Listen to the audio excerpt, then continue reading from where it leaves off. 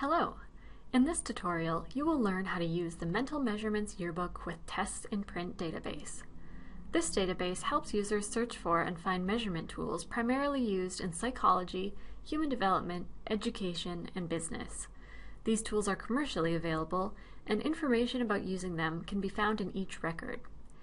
If you have a particular test you are looking for, like the GRE, the test commonly used for graduate school admissions, just type that in and search.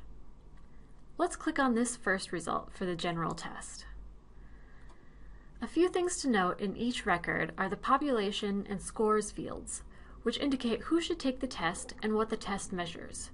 Most tests also have an attached review that may give more information about using a test, the reliability and validity of the test, and anything else administrators and/or takers of each test need to know.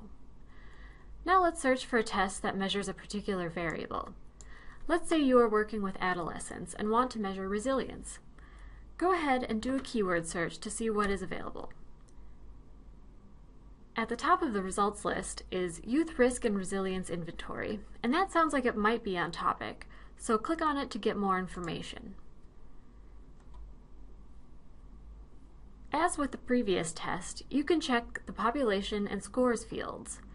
10 to 17-year-olds sound like the right population, but it might be a little bit harder to know exactly what the test is measuring if you aren't familiar with these scores.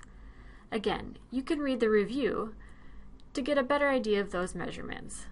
If it sounds like it would work and you want to use it, look here for publisher information and price data.